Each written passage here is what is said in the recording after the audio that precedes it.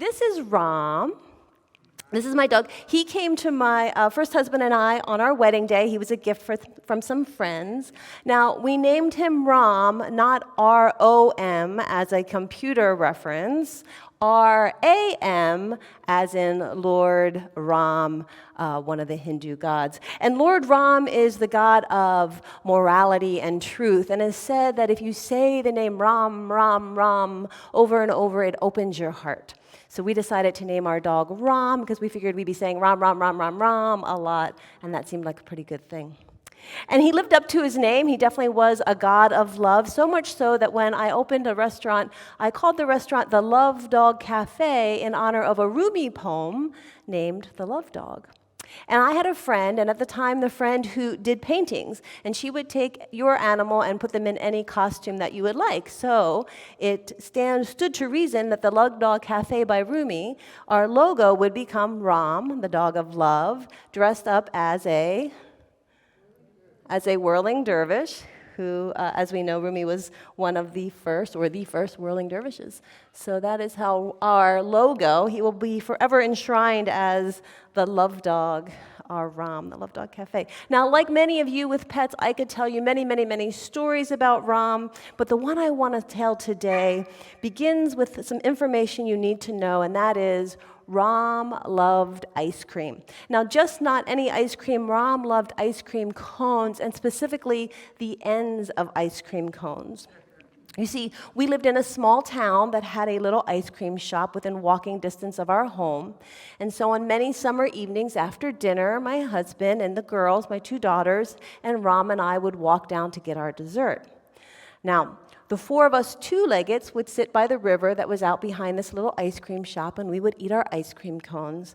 But there was an explicit understanding that none of us would ever eat the entire ice cream cone. No, the bottom of the ice cream cone was reserved for Ram. So a little bit of ice cream left in the bottom of the cone times 4, we had one happy boy.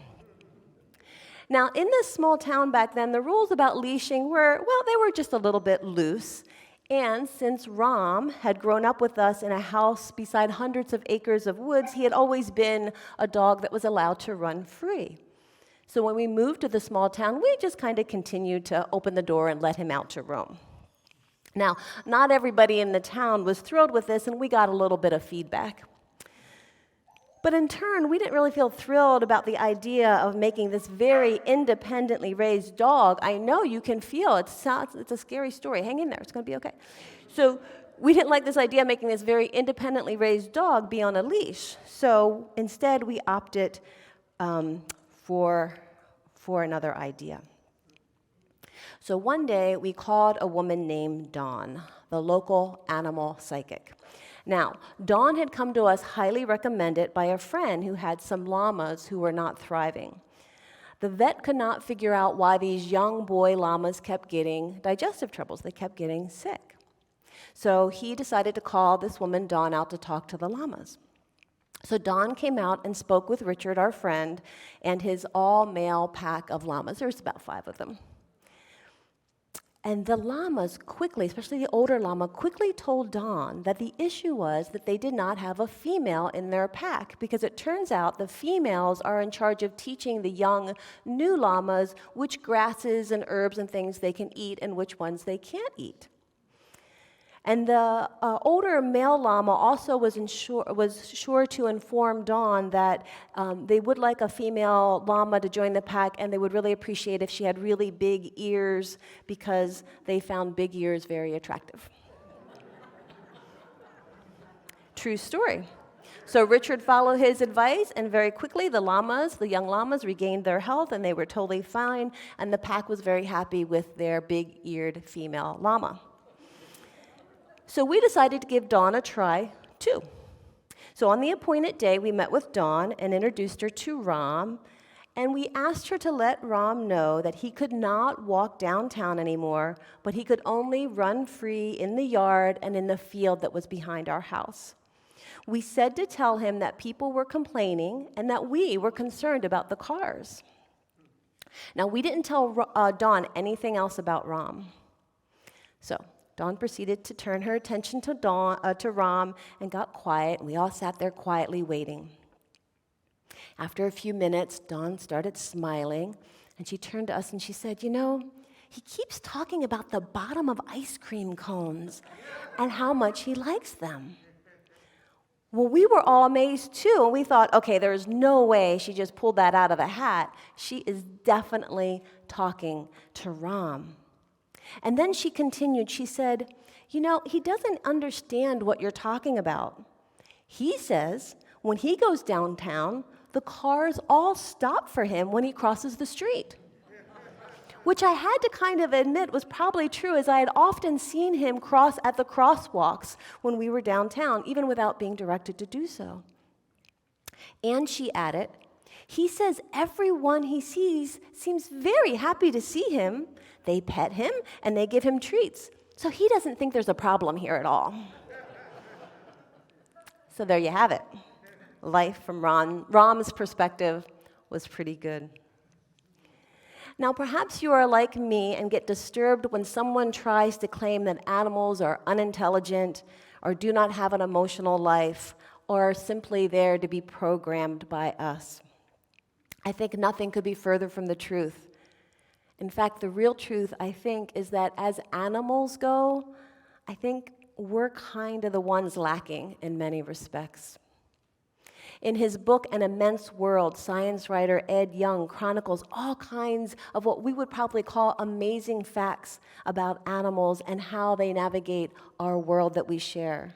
For example, and Bruce, if you're asleep, wake up for this one, an octopus's arms are they're partly independent. They can do things on their own without direction from the brain. Now, Bruce, could you imagine Sunday mornings if that was true for you? You would like 7 more arms? I don't know. What would music sound like? Especially if they were independent. We'd have a little jazz over here, a little there. Also, in some of these things you may know, like bumblebees can sense the electric field of flowers. That's how they go to the flowers. And many moths and birds and turtles, they navigate over long distances just by sensing the Earth's magnetic field. I don't know about you, but without my external GPS, I'd still be driving around Atlanta in circles. Now, we all rely on our cell phones to stay in touch, but blue whales, Asian elephants, they can communicate over very long distances with a low-pitched infrasonic call. And Young points out that in quieter times, when the ocean wasn't so cluttered up by us, that the whales' calls could actually be heard across entire oceans. Isn't that amazing? And we all know that many animals use their sensitive whiskers, right? They're not just there to be cute. They use them to track food and to give them all kinds of information about the environment around them. Did you know, especially you dog owners, that the side-facing slits of your dog's nostrils, you know how they all have the side-facing slits, they're actually there so that when they exhale, it pushes air in a circular pattern so that they can breathe in more scents. Yeah. Smelling for a dog is actually vital to their brain development and life satisfaction. They actually smell independently too, so they use their nose as a compass. They can tell from which direction things are coming. One of the worst things you can do to a dog is to prevent it from enjoying the many smells around it. So if you ever see a dog owner pulling their pooch down the street in one of those power walks, when the dog's trying to smell, we've all seen that, right? Stop them and let that dog owner know that doing that is like taking a book out of someone's hand mid-sentence, because the dog's actually reading and taking in information. With a single sniff, dogs' noses interpret an entire story by using the chemical communication. They can tell what another dog likes to eat, they can identify its gender and its mood, and even the health of both dogs and people. They can smell fear, they can smell anxiety, and scientists are actually starting to use them to detect diseases because they are so good at detecting certain smells that chemicals release from our bodies. Animals of all kinds have been proven to help us lower our blood pressure, increase our endorphins. We know all this, right? How many people scroll through those cute little kitten ones and then you stop to watch my favorite are the little fluffy puppies that are trying to get up on the couch, and they're just so little. But sadly, Most of us humans, even those of us with animal companions, have been conditioned to see the non-human animal kingdom as just a means to our own enjoyment and not really worthy of full consideration as beings really unto themselves. There's a term that's being coined called speciesism. It's been coined to note how we operate under the assumption that one species is far superior to another species. This program makes us treat members of one species as morally more important than others. Dogs in America are more worthy than cows. Are house cats more worthy than perhaps a pig? Most of us are actually humanists in what I would say the literal sense of the word, meaning we feel that the human species is at the top of the animal kingdom. And for many, this top of the heap status is endowed with a God-given or perhaps evolution-given right to have dominion over other animals. The problem is that just as with all isms, those in the dominant group consider their own perspective of the world to be the true perspective and wrongly assume that when others do not share their perspective, that there is something inferior about them, right? We can notice how we do that to each other, but we do it in the entire animal kingdom. We as humans assume that God or evolution has bestowed upon us the best overall conditions and abilities and the all-important trait of consciousness, right? One of the many problems with this way of thinking is that, frankly, we miss out on an awful lot of beauty and wisdom that the entire animal kingdom has to offer, if only we cared to truly listen. In our belief that we can own animals, we commit them to being dominated by us, often giving them little voice. Good, right on cue. I believe the indigenous people who lived more in tune with nature would think that the idea of owning an animal was as absurd as the idea of owning land. How can you own another sovereign life form? Now, I'm personally reminded of the fallacy of this thinking somewhere between 3 and 5 a.m. every morning, correct, husband? When my beloved 19-year-old cat, Zeus, decides it's time for his first breakfast. Now, I am sure he gets frustrated with my laziness at wanting to stay in bed, or perhaps he believes my hearing is not so good because his voice gets louder and louder each time I roll over. Can anybody relate? Eventually, I dutifully stumble down the stairs and acquiesce to his requests, thus confirming the fallacy of my ownership of him. Sadly, not all animals in our world are in such mutually respectful relationships as many of our beloved house companions. The number of animals who experience hunger, neglect, or abuse is really staggering. Add the abuse perpetuated on farm animals raised for consumption, wild animals whose habitats are in continual decline, and the never-ending list of animal species going extinct, and I think it is not hyperbole to say that we are in the middle of a world war whose magnitude and truly whose consequences I think none of us truly grasp. Animal rights lawyer Leslie Bisgold invites us to ask this question.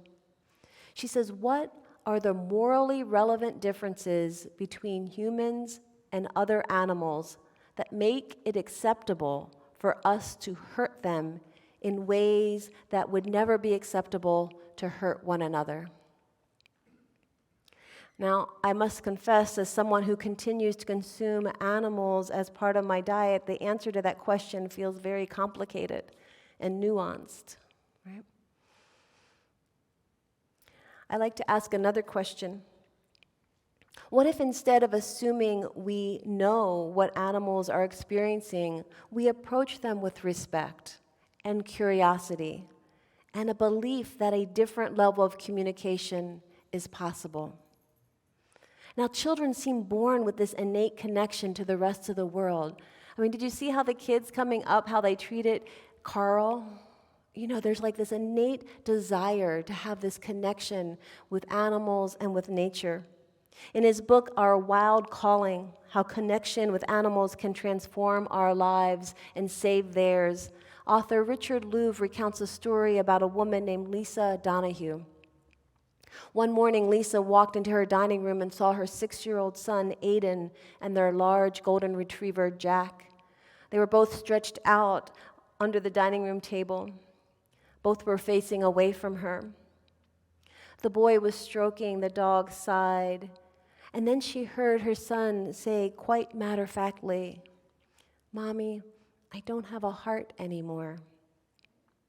Startled, Lisa asked her son what he meant. "My heart is in Jack," he replied. This permeability of the heart, writes Louv, occurs naturally when we're very young. Some people continue to experience it throughout their life, though they may have no words to describe this. They experience it with their companion animals, and if receptive and given a chance, with wild animals too. Each animal we encounter has the potential to become part of us, or part of who we could be, if we meet them halfway. I love how he describes this meeting them halfway. I often feel that animals are just waiting around, hoping for us to get it. Have you noticed their ability to just sit and wait? We bumble along wrapped in our minds and busy lives while they beckon us to meet them. Meet them in the place of the heart, in this place of the natural world, in the place of joy. A few months ago, I got to meet a manatee halfway. It was the last outing I had with my dad before his death.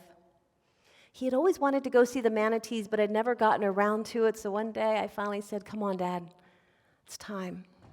And so we rented one of those little tour boats, just the four of us, my mom and my dad and Jim and I.